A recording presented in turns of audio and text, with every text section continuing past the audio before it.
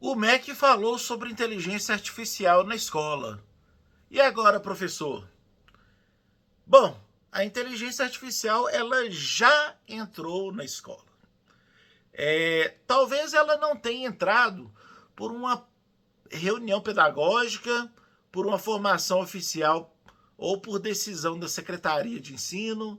Ela entrou pelo celular dos alunos, ela entrou pelos trabalhos escolares, ela entrou pelos planejamentos dos professores, ela entrou pelas dúvidas que começaram a ser discutidas nas salas dos professores. Aí o pessoal está sempre perguntando: é cola? É ferramenta? É ameaça? É oportunidade? Pode usar? Deve proibir? Como avaliar um trabalho feito por inteligência artificial? A questão, portanto, não é mais saber se a inteligência artificial vai chegar à escola, porque ela já chegou, meus amigos. A pergunta agora é outra. A escola ela vai apenas usar a inteligência artificial ou vai ensinar os estudantes a compreenderem a inteligência artificial? Bom, eu sou o professor Washington, dou aula de geografia, também sou formado em letras, em pedagogia, sou mestre em linguagens e este é o canal Entre o Quadro e o Algoritmo.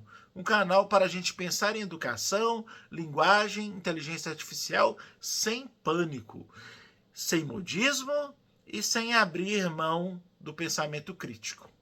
Ok? Convido vocês para a gente entrar nessa jornada. Bom, hoje nós vamos conversar sobre o que muita gente tem me perguntado desde quando eu comecei esse canal. Sobre o documento do Ministério da Educação chamado Inteligência Artificial na Educação Básica. E o ponto mais importante desse documento, para mim, é que ele não trata IA apenas como uma ferramenta. Ele mostra que a inteligência artificial precisa ser pensada como tema de currículo, de ética, de formação docente, de proteção de dados e de cidadania digital. O documento trabalha com duas ideias fundamentais: ensinar inteligência artificial e ensinar sobre inteligência artificial. Ensinar inteligência artificial como apoio, por exemplo, para planejar a aula, criar uma atividade, adaptar o texto, gerar questões, organizar uma sequência didática, produzir materiais mais acessíveis, por aí vai. Isso muitos professores já estão fazendo, né? Mas ensinar sobre inteligência artificial é outra coisa. Ensinar sobre a IA é ajudar o estudante a entender como esse sistema funciona, quais são seus limites, por que eles podem errar, como podem produzir preconceitos, como usam dados, como interferem na nossa forma de estudar, escrever, pesquisar e até tomar decisões. Podemos ir até mais além sobre a geração de energia elétrica, o gasto de energia que as IAs têm causado, né, o custo disso, que isso pode ter para o meio ambiente, entre outros. A diferença ela é essencial, porque a IA, sem ensinar sobre a IA, pode formar apenas usuários de ferramenta. E aqui está uma ideia que eu considero central. A escola não pode tratar a inteligência artificial apenas como uma novidade tecnológica. Ela precisa tratar a IA como parte da formação humana do século XXI. Isso significa que não basta dizer ao aluno pode usar ou não pode usar. Também não adianta fingir que não usa. A escola ela precisa ensinar o estudante a perguntar melhor, verificar melhor, comparar fontes, reconhecer erros, desconfiar de respostas prontas e assim assumir responsabilidade pelo que produz. Porque a IA ela pode escrever um texto, mas ela não substitui a compreensão. A IA ela pode resumir o conteúdo, mas ela não garante a aprendizagem. A IA ela pode gerar uma resposta bonita, mas essa resposta pode estar errada. E talvez seja um dos maiores desafios. A inteligência artificial ela não erra como um aluno erra. Ela pode errar com aquela aparência de segurança, de autoridade sobre o assunto. Ela pode inventar um texto que ficou tão bem estruturado, tão bem escrito, que você fica convencido daquilo ali. Você pode criar uma resposta falsa com cara de uma resposta correta. E por isso que, em vez de diminuir a importância da leitura, da escrita e do pensamento crítico, a IA torna, na verdade, tudo isso ainda mais importante do que deveria ser. Um mundo com inteligência artificial, saber ler ficou ainda mais necessário do que antes. Saber escrever bem, né? Ficou ainda mais estratégico, porque interpretar, comparar, revisar argumento virou uma condição para não ser conduzido a qualquer resposta automática. É aqui que entra o que eu acho importante. A IA não é apenas uma tecnologia da computação, ela também é uma tecnologia de linguagem. Né? Quando o aluno escreve um comando para a IA, ela está organizando uma pergunta, ela está escolhendo palavras, ela está dando contexto, ela está tentando orientar uma boa resposta.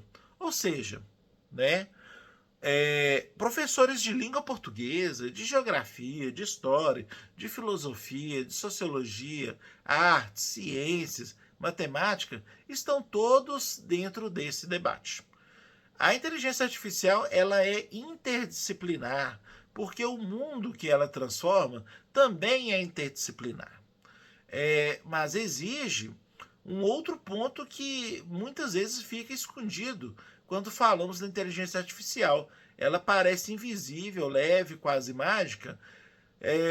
Você digita uma pergunta, espera alguns segundos e recebe a resposta. Só que a resposta ela não vem do nada.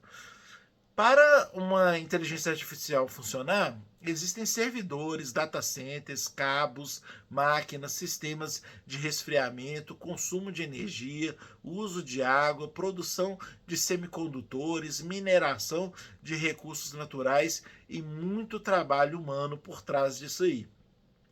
Então, quando a gente fala de IA está na nuvem, precisamos lembrar que essa nuvem ela tem chão. Ela está em algum lugar, né?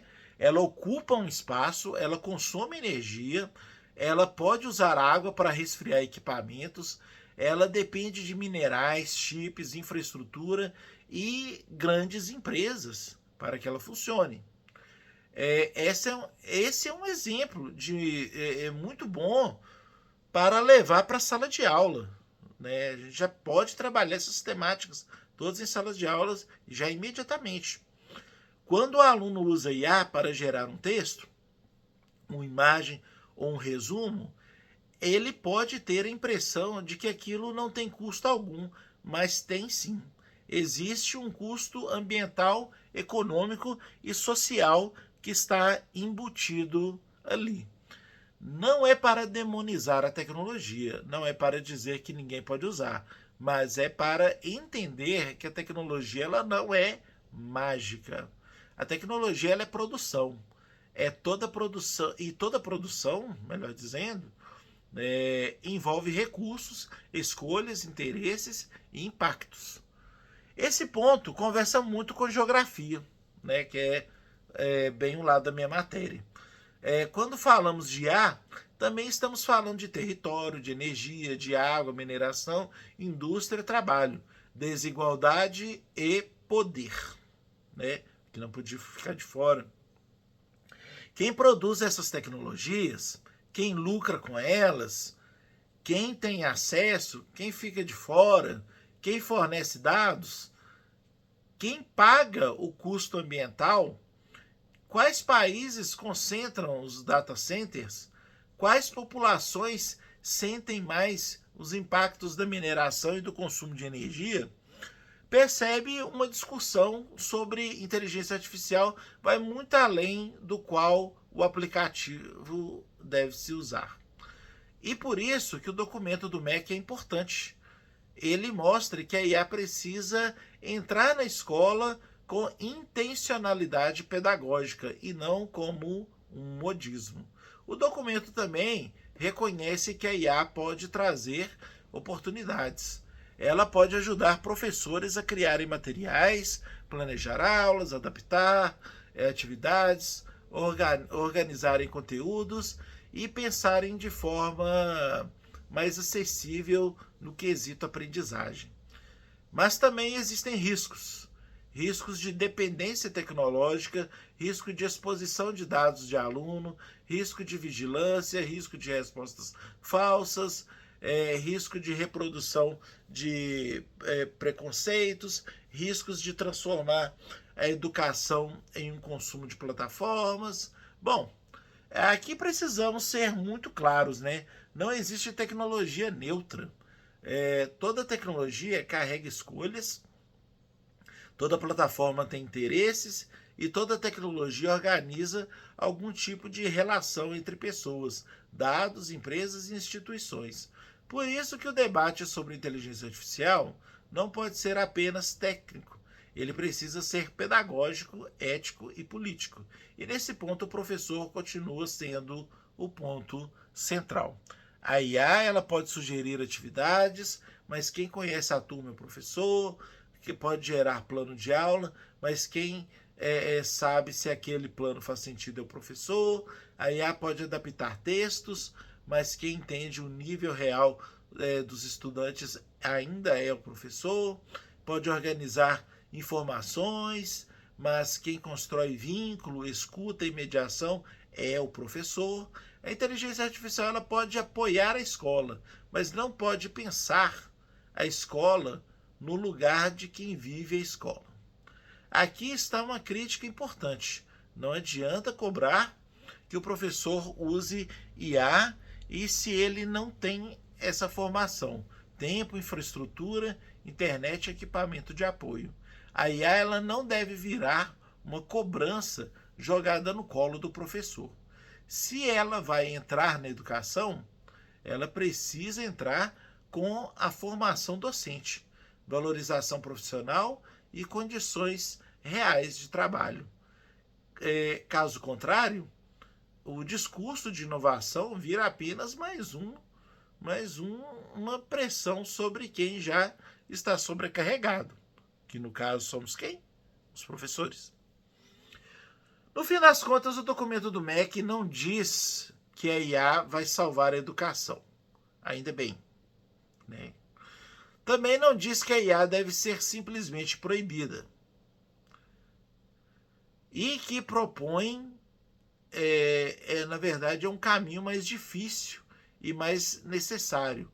Usar como quando fizer sentido, usar sempre seus limites, proteger os estudantes, formar professores, colocar cidadania digital no centro da discussão, por aí vai.